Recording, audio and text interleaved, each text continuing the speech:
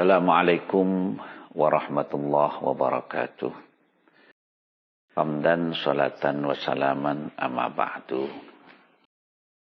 Anak-anakku semuanya, dalam kehidupan ini kita tidak bisa dilepaskan dari yang namanya nilai-nilai kehidupan. Nilai-nilai kehidupan ini berasal dari karakter yang baik. Nah, yang disebut dengan karakter adalah sifat batin yang mempengaruhi segenap pikiran, perilaku, budi pekerti, tabiat yang dimiliki oleh manusia dan makhluk hidup yang lain. Demikian pula sebagai manusia, tentu kita tidak bisa dilepaskan dari yang namanya karakter. Ada satu ungkapan yang cukup menarik yang perlu mendapat perhatian kita. Perhatikan apa yang Anda pikirkan, karena itu akan menjadi ucapan Anda. Perhatikan apa yang Anda ucapkan, karena itu akan menjadi perbuatan Anda. Perhatikan perbuatan Anda, karena itu akan menjadi kebiasaan Anda. Perhatikan kebiasaan Anda, karena itu akan menjadi karakter Anda. Dan perhatikan karakter Anda, karena itu akan menjadi nasib Anda. Di dalam Al-Quran, sebagai umat Islam, kita belajar banyak sekali nilai-nilai. Setelah dipelajari, ternyata ada 100 lebih nilai-nilai yang terdapat di dalam Al-Quran, kitab suci umat Islam. Dan di antara 100 lebih nilai itu, pesantren Tebu Ireng mengambil 5 nilai dasar yang wajib diikuti, wajib dimiliki oleh segenap sivitas akademika yang ada di pesantren Tebu Ireng. Mulai dari kiai, para asatid, para santri, karyawan, guru, dan semuanya. 5 nilai dasar yang wajib tersebut, yang pertama adalah ikhlas. Yang dimaksud dengan ikhlas itu apa? Ikhlas ini adalah mengerjakan sesuatu tanpa pamrih. Selama ini di kalangan pesantren, ikhlas ini didefinisikan sebagai melakukan sesuatu karena Allah. Tentu ikhlas ini letaknya ada di dalam hati. Karena semua karakter itu berasal dari hati. Sehingga tidak ada satupun orang yang tahu apakah seseorang itu memiliki hati yang ikhlas atau yang tidak. Yang tahu apakah seseorang ikhlas atau tidak itu adalah dirinya sendiri dan Allah Subhanahu wa Ta'ala. Contoh di antara perbuatan yang menunjukkan keikhlasan, kalau bagi santri misalnya, ketika mendengar suara adzan, maka tanpa diperintah oleh siapapun, santri tersebut segera berdiri menghentikan aktivitasnya, kemudian mengambil air wudhu dan siap-siap mengikuti sholat berjamaah. Jadi kita tidak tahu hati seseorang itu ikhlas atau tidak, tapi kita bisa melihat apa yang tampak. Termasuk di antara ikhlas itu adalah kita melakukan sesuatu walaupun itu sebenarnya bukan tanggung jawab kita. Contoh, ketika kita sedang berjalan, kemudian kita melihat ada sampah yang mungkin tercecer. Banyak orang yang mungkin merasa ini bukan urusan saya. Tetapi bagi seseorang yang ikhlas, maka dengan segera begitu melihat sesuatu yang tidak pada tempatnya, dia pungut sampah itu, kemudian dia buang di tempatnya. Ini juga merupakan salah satu bentuk keikhlasan. Dan ikhlas ini menjadi sifat dasar. Kalau baginda Nabi di hadis Arba'in An-Nawawi, hadis pertama, beliau bersabda, innamal a'malu binniyat. Sesungguhnya sahnya satu amal itu karena niatnya. Maka ikhlas ini menjadi pokok dari segala amal perbuatan manusia. Karena dari keikhlasan ini nanti akan melahirkan sifat-sifat, melahirkan nilai-nilai yang lain, yang tentu ketika seseorang ini sudah mempunyai keikhlasan, maka lahirlah kejujuran, lahirlah tanggung jawab, lahirlah toleran, lahirlah sabar, lahirlah adil, lahir sifat-sifat yang lain, dermawan dan sebagainya.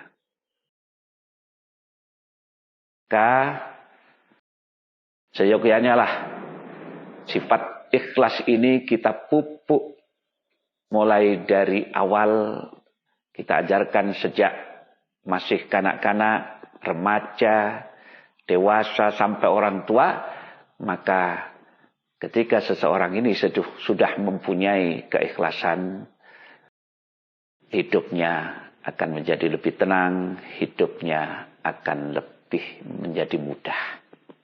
Yang kedua, nilai yang harus dimiliki oleh Sivitas Akademika Pesantren Tebu Ireng adalah jujur. Apa arti jujur itu? Jujur itu artinya adalah sinkronnya, bersatunya apa yang ada di pikiran, apa yang ada di dalam ucapan, apa yang ada di dalam perbuatan, dan apa yang ada di dalam hati. Ketika hatinya berkata putih, maka yang kita ucapkan, yang kita perbuat pun putih. Ketika hatinya berkata hitam, maka apa yang kita ucapkan, apa yang kita perbuat pun hitam. Nah, sifat jujur ini juga menjadi salah satu sifat yang dimiliki oleh ahli surga. Kalau kita dalam bahasa Arab ada sifat siddiq. Siddiq ini artinya jujur. Siddiq itu artinya benar. Dan orang yang mempunyai sifat jujur, mempunyai karakter jujur, itu kejujuran sudah menjadi darah daging. Sehingga orang akan selalu berbuat jujur, baik di depan orang maupun di belakang orang. Karena bagi orang yang jujur, yang melihat bukan manusia, tapi adalah Allah Subhanahu wa taala. Dikisahkan suatu ketika Khalifah Umar sedang berjalan-jalan Kemudian di satu rumah, satu malam, beliau mendengar ada dua orang wanita yang sedang bercakap-cakap, rupanya ibu dan anaknya yang berprofesi sebagai penjual susu. Nah, di antara dialog yang terdengar oleh Khalifah Umar, sang ibu memerintahkan kepada anak untuk mencampur susu yang akan dijual dengan air. Dengan alasan menurut sang ibu agar keuntungan yang kita peroleh lebih banyak. Tetapi sang anak menolak dengan mengatakan, "Jangan, Bu. Ini adalah pelanggaran hukum. Kalau sampai Khalifah Umar tahu, maka kita akan dihukumnya. Beliau akan marah." Sang ibu mengatakan, "Sudahlah, Nak. Khalifah Umar tidak akan tahu." Padahal Khalifah sedang mendengar di luar rumah. Dengar jawaban sang ibu, sang anak pun meluruskan, "Ibu, kalaupun Khalifah Umar tidak melihat perbuatan kita, bagaimana dengan Tuhannya Khalifah Umar? Bagaimana dengan Allah Subhanahu wa Ta'ala yang Maha Tahu?" Nah, inilah yang disebut dengan sifat jujur. Tanpa memikirkan dilihat atau tidak oleh manusia, perbuatan kebaikan atau kejujuran ini tetap dia laksanakan. Anak-anakku semuanya, terkadang kita ini berpikiran bahwa seseorang itu apa yang tampak. Padahal apa yang tampak belum tentu menggambarkan apa yang tidak tampak. Contoh sederhana. Terkadang kita melihat seseorang ini baik, punya akhlak yang baik. Tetapi sering kita melihat orang ini melanggar. Contoh sederhana, ketika kita berada di jalan raya, ada seseorang yang mungkin pakai sarung, pakai kopiah, pakai serban. Tetapi di pertigaan jalan atau di perempatan jalan, lampu merah misalnya, pada lampu sedang menyala merah, dia terobos saja. Nah, tentu ini adalah contoh yang tidak baik. Bagi orang yang jujur, lampu merah itu sudah seperti pengawasan. Walaupun tidak ada polisi yang mengawasinya. Dan ini sifat jujur yang luar biasa. Nah, bagi kita, terutama bagi para santri, bagi para siswa-siswi semuanya, sifat jujur ini bisa diterapkan. Contoh sederhana ketika kita belajar, misalnya menghadapi ulangan. Maka kita merasa bukan hanya diawasi oleh guru, tapi juga kita merasa diawasi oleh Allah Subhanahu wa Ta'ala, sehingga kita berusaha ketika mengerjakan ulangan itu kita kerjakan sesuai dengan kemampuan kita. Kita tidak mencontek, kita tidak ngerpek, tidak toleh sana, tidak toleh sini. Karena apa? Karena kejujuran itu sudah menjadi sifat kita, sudah menjadi tabiat kita, sudah menjadi karakter kita. Juga misalnya ketika kita sedang makan di warung. Kita makan, apakah itu makan gorengan, makan kerupuk. Nah, jadi jangan sampai kita ini misalnya makan gorengan 5, tapi ketika membayar kita hanya mengatakan 3. Makan kerupuk 10, kita mengucapkannya 5. Nah, ini adalah satu sifat yang tidak baik. Bukan sifat yang jujur. Nah, jadi ini penting bagi kita semuanya. Kenapa? Karena yakinlah bahwa kejujuran adalah salah satu modal dalam kita bergaul. Orang sukses berdagang, orang sukses berbisnis itu bukan karena banyaknya modal berupa uang, berupa harta, tapi modal utama adalah kejujuran seperti yang dimiliki oleh baginda Nabi. Baginda Nabi ini pebisnis ulung, pedagang ulung, tapi modalnya bukan harta. Modal yang paling utama karena beliau bergelar Al-Amin, orang yang dapat dipercaya. Artinya orang yang dapat dipercaya adalah karena kejujurannya. Kemudian sifat yang ketiga yang wajib kita miliki sebagai sifat dasar sebagai santri Tebu Ireng adalah tanggung jawab. Tanggung jawab itu apa? Tanggung jawab itu bukan hanya berkenaan dengan sebuah perbuatan. Tanggung jawab ini adalah sesuatu bentuk konsekuensi bukan hanya dari amal perbuatan kita. Tetapi juga sebelum kita melakukan perbuatan harus sudah punya gambaran tanggung jawab ini. Contoh yang paling sederhana kalau di kalangan para santri. Di dalam santren itu ada tata tertib, ada peraturan yang wajib ditaati. Bisa jadi seorang santri itu mungkin melanggar tata tertib, melanggar peraturan. Maka sebagai bentuk tanggung jawab, ya harus mau menerima konsekuensinya, mau menerima sanksi, mau menerima takzir kalau di kalangan pesantren. Ya.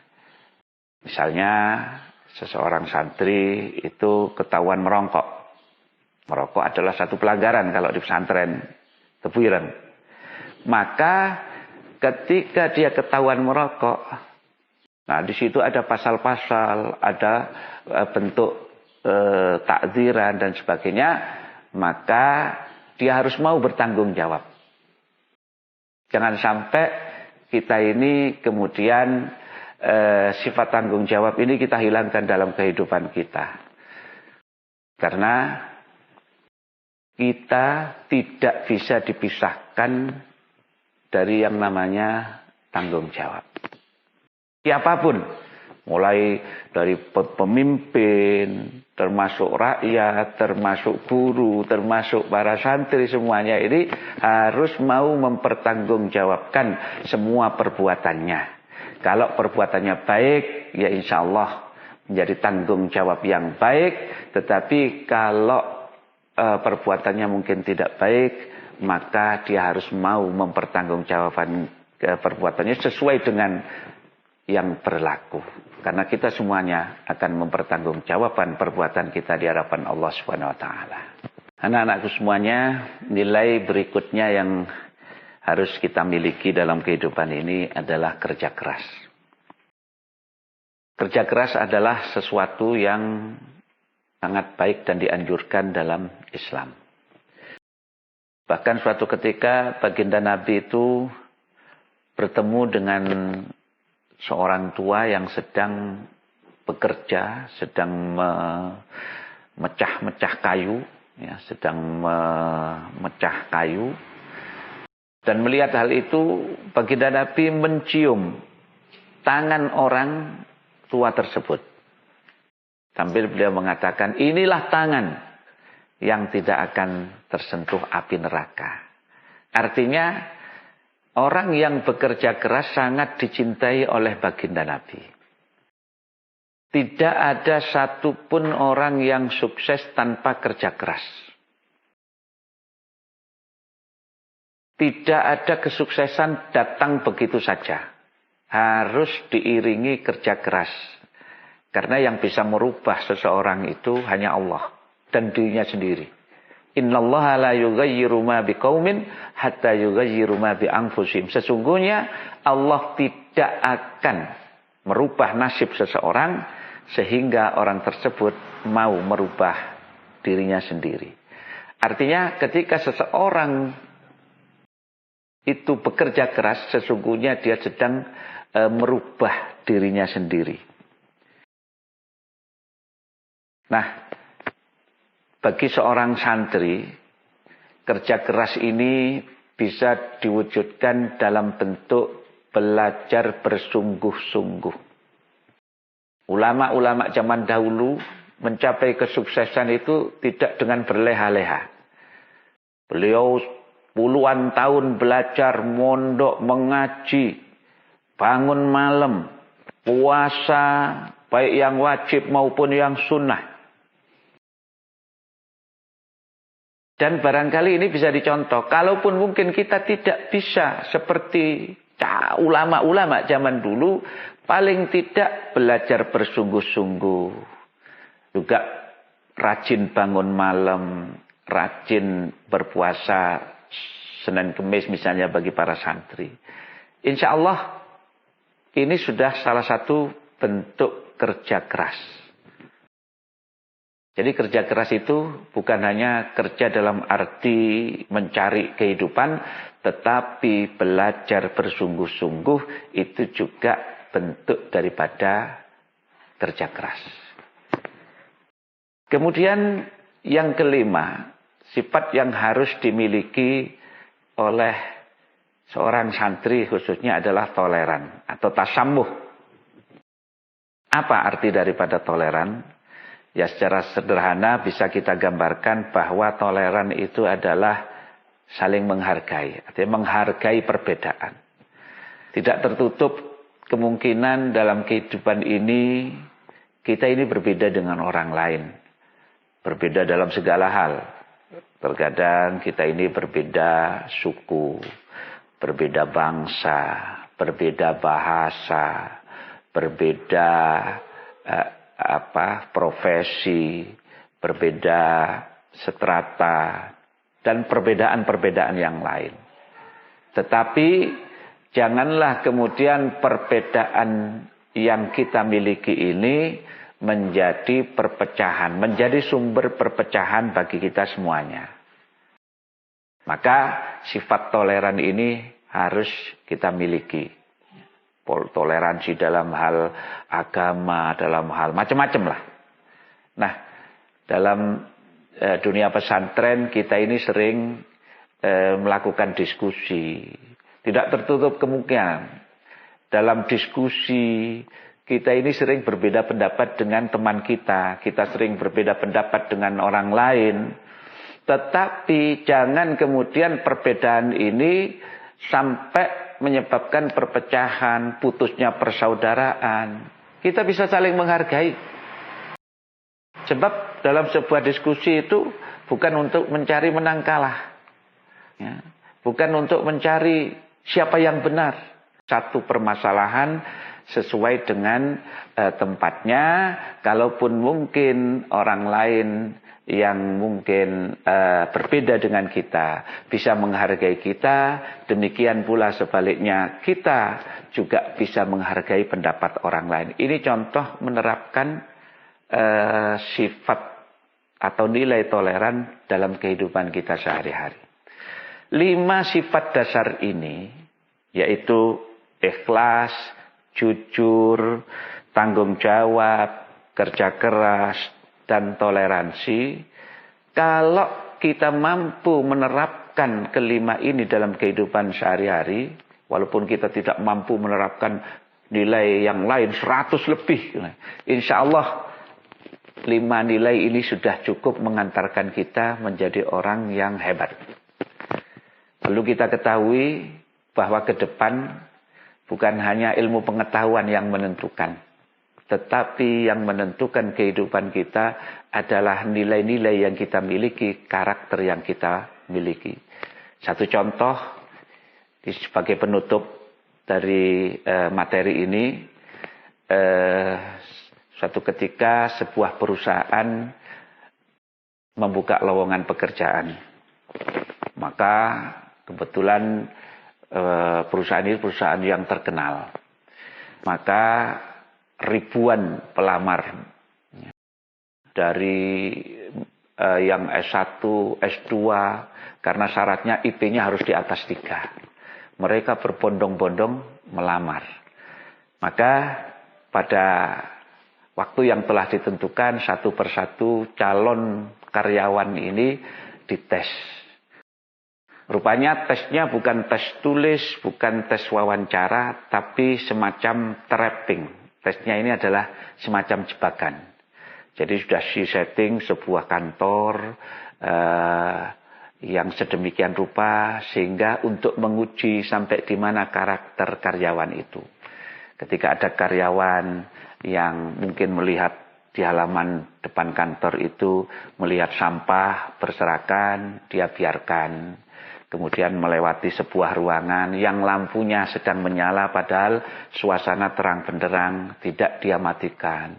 Kemudian melewati toilet atau kamar mandi yang airnya mancur terus, tetapi padahal sudah penuh, dia tidak matikan.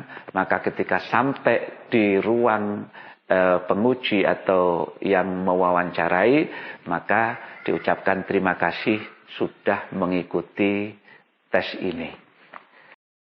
Tetapi ketika ada calon pelamar yang ketika dia masuk halaman melihat sampah berserakan, kemudian dia ambil sampah itu, kita dibuang di tempatnya. Ketika melewati ruangan yang terang benderang tapi lampu menyala sebagai bentuk tanggung jawab, maka dia matikan lampu tersebut. Ketika melewati toilet atau kamar mandi yang airnya terus mancur padahal sudah penuh, maka ketika pelamar ini masuk ke ruangan penguji, pertanyaannya adalah, mulai kapan Anda bisa bekerja?